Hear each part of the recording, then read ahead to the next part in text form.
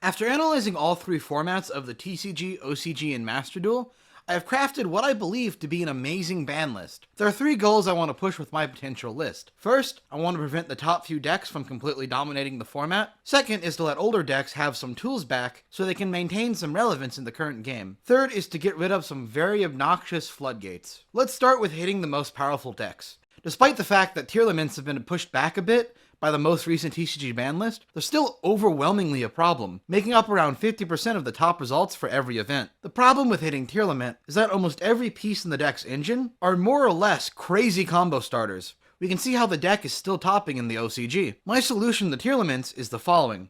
Ban Havinus, Kidkalos, and Kelbeck, as well as limiting Rhinoheart. Havinus needs to go. It is the deck's built-in hand trap, and it's what lets them play during either player's turn. Quite simply, it is a new core mechanic for playing the game that every other deck just doesn't have access to. In order to make the number of summons return manageable for other players, one of the Tearlament's main deck monsters had to go. When inevitably the game speeds up and more decks get similar power levels of support, Havinus should come off the ban list, but maybe not for a while.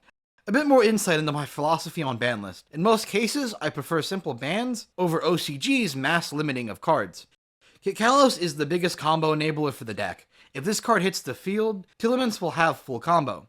It's a Foolish Burial, or a Search one, a mill 5, and a free special summon. Decks should not have one summon that does everything, especially one that can't effectively be hand-trapped. Kelbeck as a ban hits more than one deck. It slows down Naturia a bit, and it stops some of the insane mills Tearlaments can use to ignore luck checks.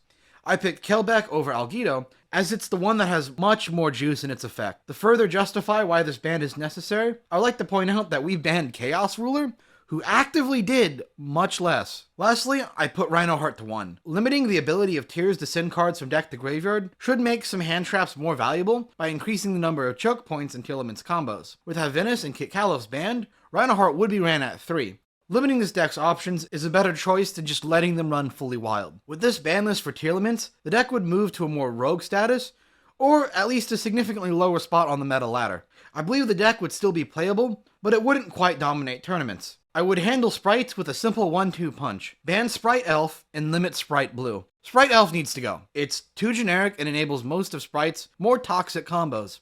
Elf is directly responsible for adding around 2 extra disruptions to each of Sprite's inboards. Not only that, it's one of the Sprite cards that doesn't have a restriction, making it problematic in some other decks.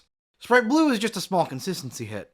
Without a doubt, if Tearlament got hit, Sprites are likely to be the best deck, so I want to increase the ease at which other decks can deal with Sprite. These 2 hits leave a lot of Sprite combos alive, but Sprites will have an easier board to break, and they'll have a little more vulnerability to disruptions. For the current and next few formats, decks should have some vulnerability to hand traps. Not completely, but some. Barrier Statue of the Stormwinds is the only hit to Floowandereeze that needs to be made. Stormwinds is 90% of problematic inboards the deck makes. Floowandereeze still have Harpy's Featherstorm, but it's not searchable, making the deck a lot more balanced overall. Barrier Statue of the Stormwinds is also just a problematic card that shows up in a ton of toxic and unfun strategies. There will be no hits to the Bystial package. Quite simply, with the changes to the meta from recent sets and this ban list, I'll predict that the Bystial package will be moved to the side deck, since several other popular decks like Naturia, Draco Slayer, and Lirusk won't really care about Bystials. Limiting Kashtira Unicorn and Kashtira Fenrir is a bit preemptive. But since this isn't a what Konami will do video,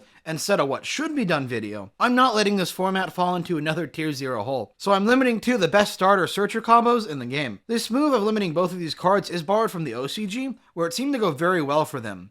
Kashtira will be harmed significantly, but not left completely unplayable. Also, if we had to limit Prankceratops, we need to limit Fenrir, at least as a generic engine. The last major deck that needs a hit is Runic. I don't propose a major hit, I just think we should harm the deck's ability to search the field spell. Runic should have a bit less wiggle room with trying their setup, since they already have so much wiggle room in what disruptions they can throw at the opponent.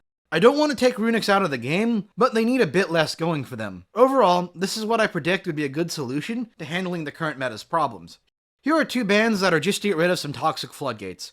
Brandy Expulsion and Artifact Scythe. Scythe is banned for just hard turning off the extra deck in today's format. It's not fun to deal with, and I don't want the potential for meta decks to start really abusing this again. Scythe has been one of the most hated cards and most frequently called to be banned, and it's really easy to see why.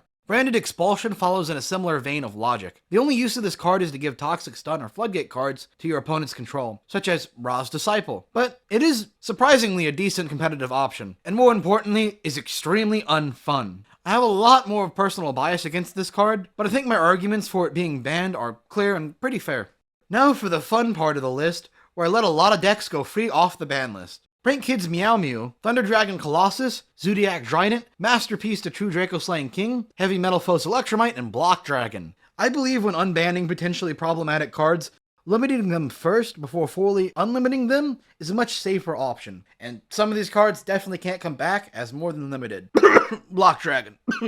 Let's start with an easier card to bring back into the game, Colossus to 1. It's back on Master Duel, and it's not really doing anything too powerful. Power Creep has left the deck behind somewhat. Thunder Dragons do have some pretty cool decks they can synergize with, but it's not really enough to break the game. Certainly Thunder Dragons should be in the game as a good rogue option. Heavy Metal Foes Electromite and Astrograph Sorcerer at 1 on the same ban list is admittedly a bit much. However, I believe that the game has power creep staples enough to where decks and boards aren't going to be as much of a problem. Pendulums already have to commit a lot of resources to play the game, making them questionable in this format with such light but powerful engines. Electromite gives the deck enough of a boost to solidify at least one of the decks under the Pendulum mechanic a spot in the metagame.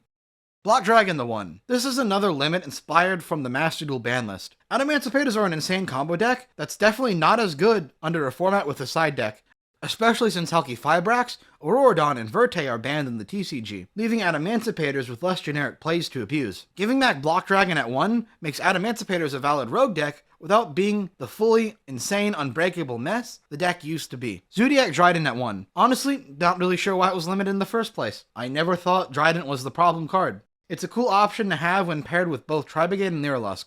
Hopefully Bird Up and XYZ-Stack.deck will be another relevant deck in the top spots. The two most controversial picks on my list are Prank Kids Meow Mew and Masterpiece. Masterpiece is the harder card to argue for coming back to the game. However, I believe that since he was banned, decks have a lot more options for dealing with Masterpiece. Tearlaments and Sprites already main deck traps that can out Masterpiece. Not to mention cards like Infinite Impermanence and all the Kaijus. While he is a heavy threat that can be dealt with now, Masterpiece also opened himself up as a tech into other trap and spell heavy decks that don't really use a normal summon. Masterpiece just opens back up the floodgates without actually flooding the town, so to speak. Controlled trap decks could really use something to help push them through the game. Prank Kids Meow Mew brings back Prank Kids as a relevant deck. I think they'd be quite a relevant deck this format with all the various engines available to the deck, but I feel as if power creep would keep the deck in check. Honestly, I just want a ban list that actually gives older decks a chance to play once they're no longer a problem deck. Here's a bit of a trade for you Sky Striker players. We ban Hornet Drones and semi-limit engage. Sky Strikers aren't doing much of anything, even if we're looking at the new support. Hornet Drones is a problem because it makes a free link 2 off of one card. I want to give Sky Strikers their main play back without creating a new powerful engine. Besides, Hornet Drones isn't needed as much since Sky Strikers got linkage. For Unlimited, we have Salamangreat Gazelle, and That Grass Looks Greener. The Grass Looks Greener is not a problem on Master Duel. It won't break the metagame even remotely. Without Brilliant Fusion or without the full power of Zoodiacs, the deck is more fun than competitive. Bystials and Dimension Shifter also exist now, so that Grass Looks Greener and the decks it creates are even less of a problem. Salamangreat Gazelle can come off the limited list.